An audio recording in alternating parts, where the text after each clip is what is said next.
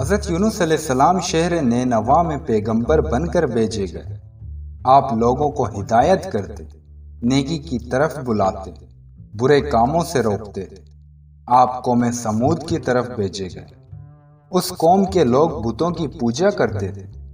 جب آپ لوگوں کو حق کی طرف بلاتے اور خدا واحد پر ایمان لانے کی تلقین کرتے، لیکن لوگ آپ کی تعلیمات کا انکار کرتے اور حضرت یونس علیہ السلام سے کہتے کہ ہم تیرے خدا کو نہیں مانتے۔ اس پر آپ فرماتے تھے کہ خدا کے عذاب سے ڈرو جو بہت سخت عذاب ہے۔ لوگ آپ کی باتیں سن کر آپ کا مذاق اڑاتے اور آپ کی راہ میں رکاوٹیں کھڑی کرتے۔ آپ نے قوم سمود کو براہ راست پر لانے کی بہت کوششیں کی، لیکن بھٹکی ہوئی قوم پر آپ کی نصیحت کا کوئی اثر نہ ہوا تو آپ کو یقین ہو گیا کہ یہ لوگ خدا پر ایمان نہیں لائیں گے۔ آپ مایوس ہو گئے۔ مایوسی کی حالت میں آپ نے قوم سمود کی تباہی و بربادی کے لیے بد دعا کی اور اس سرزمین سے نکل پڑے۔ چلتے چلتے دریائے فرات کے کنارے پہنچے تو دیکھا کہ ایک کشتی کنارے پر لگی ہے، لوگ اس پر سوار ہو رہے ہیں۔ آپ بھی اس کشتی میں سوار ہو گئے۔ کشتی لوگوں سے بھر چکی۔ اس کے بعد کشتی اپنی منزل کی طرف روانہ ہوئی۔ سمندر پرسکون تھا، آسمان بھی صاف تھا، مسافر اطمینان سے بیٹھے ہوئے تھے۔ جب کشتی بیچ سمندر میں پہنچی تو دیکھا کہ آسمان پر سیاہ بادل اٹھ رہے ہیں، پھر ہوائیں چلنے لگی۔ ہوا اچانک طوفان کی شکل اختیار کر گئی۔ سمندر میں کشتی ڈگمگانے لگی۔ سمندر کی لہریں اوپر نیچے ہونے لگی۔ بارش بھی شروع ہو گئی۔ طوفان کے جھٹکوں اور پانی کے تپیڑوں سے کشتی کے ڈوبنے کا اندیشہ پیدا ہو گیا۔ کشتی میں بیٹھے ہوئے مسافروں میں سے ایک نے کہا کہ معلوم ہوتا ہے کہ کشتی میں کوئی ایسا شخص بھی سوار ہے جس سے کوئی بڑی غلطی سرزد ہو گئی ہے۔ جب تک ایسے شخص کو کشتی سے نہ نکالا جائے، کشتی کا صحیح سلامت رہنا محال ہے۔ وہ شخص کون ہے یہ بتانا مشکل ہے جب تک کہ وہ خود کو پیش نہ کرے۔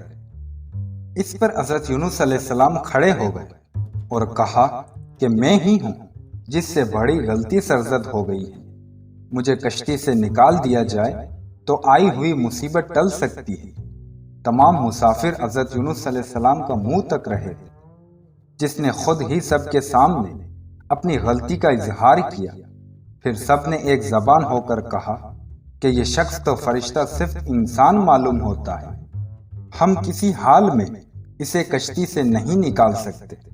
مسافروں میں سے ایک نے تجویز پیش کی کہ قرآن دازی کی جائے، جس کا نام پرچی میں نکلے وہی سزا کا مستحق ہوگا، ہم اسے کشتی سے نکال دیں گے۔ چنانچہ پرچی ڈالی تو پرچی میں حضرت یونس علیہ السلام کا نام نکلا۔ اس عمل سے لوگوں کو اطمینان نہیں ہوا۔ پھر پرچی ڈالی تو پھر حضرت یونس علیہ السلام کا ہی نام نکلا۔ اس طرح یہ عمل بار بار دہرایا گیا۔ ہر بار یہی ہوا۔ حضرت یونس علیہ السلام نے کہا کہ میں اپنے رب کا نافرمان ہوں، خدا کا حکم بھی یہی ہے، مجھے دریا میں ڈال دو، تمام مسافروں کی جان بچ جائے گی۔ حضرت یونس علیہ السلام نے کشتی کے مسافروں سے اور ملا سے بار بار کہا کہ وہ کشتی سے چھلانگ لگانے کے لیے تیار ہیں، اس لیے میں نے اللہ کے حکم کا انتظار نہیں کیا۔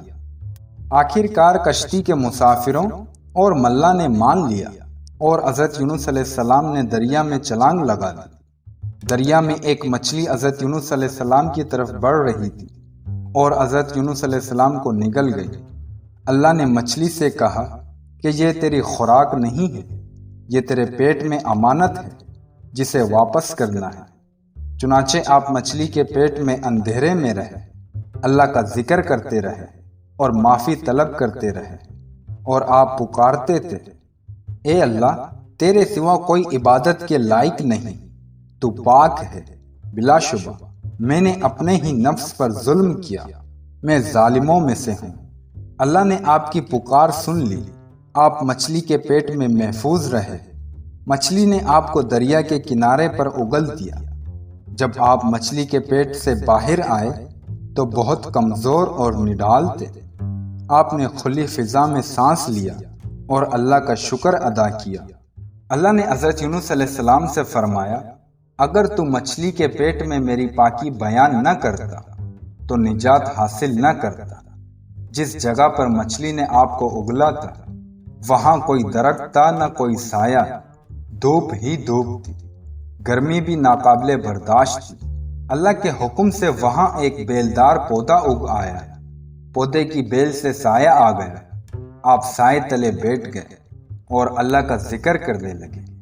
کہا جاتا ہے کہ آپ کے پاس ایک ہرنی آتی تھی اور اپنا دودھ پلا جاتی تھی۔ ملک نینوا چھوڑ دینے کے بعد آپ کی قوم آپ کو بہت زیادہ یاد کرنے لگی۔ آپ کے نکل جانے کے بعد پچھتانے لگی۔ لوگوں نے محسوس کیا کہ آپ سچے نبی تھے اور ہدایت کے لیے آئے تھے۔ لوگوں نے اللہ سے معافی طلب کی اور وہ حضرت یونس علیہ السلام کی آمد کا انتظار کرنے لگے۔ لوگوں نے اقرار کیا کہ ہم اللہ پر ایمان لائے اور اس بات پر بھی کہ یونس اللہ کے بھیجے ہوئے نبی ہیں، آپ کے لائے ہوئے پیغام پر یقین رکھتے ہیں اور یونس کی تصدیق کرتے ہیں۔ اور قوم کے لوگ ایک دوسرے سے کہنے لگے کہ اگر حضرت یونس علیہ السلام ہمارے درمیان آ جائیں تو ہم سب ان کی تعظیم کرنے لگیں گے اور ان کے حکم پر عمل کریں گے۔